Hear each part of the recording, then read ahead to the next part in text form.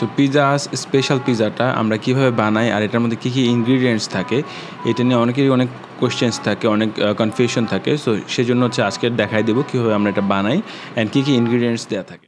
So ফার্স্টে হচ্ছে এটা একটু কেটে নেওয়া হয় সাইড দিয়ে, আর হচ্ছে চিকেন বল দেওয়া হয়, আর ওটা শেফরা কীভাবে যেন একটা প্যাচ দেয় খুব সুন্দর করে, দেখতে খুব সুন্দর লাগে।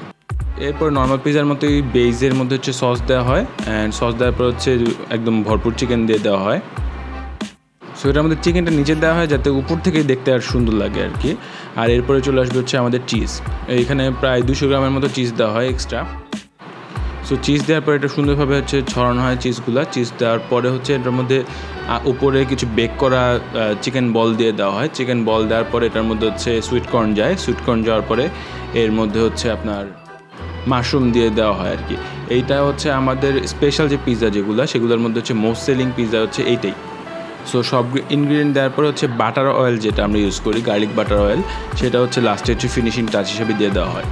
সো এটার মেকিং প্রসেস আমি পুরোপুরি আপনাদের দেখাই দিচ্ছি, অ্যান্ড আপনারা চাইলে বাসায় ট্রাই করতে পারেন অথবা আমাদের থেকে অর্ডার করতে পারেন। আমাদের থেকে অর্ডার করতে চাইলে আপনারা কল করতে পারেন 01793060836 এই নাম্বারটায়, অথবা আমাদের মেসেঞ্জারে ইনবক্স করলেও হবে, আমরা ইনস্ট্যান্টলি রিপ্লাই দিয়ে দিব ইনশাল্লাহ। তো আজকে এই পর্যন্তই থাক, আল্লাহ হাফেজ, সবাই ভালো থাকবেন।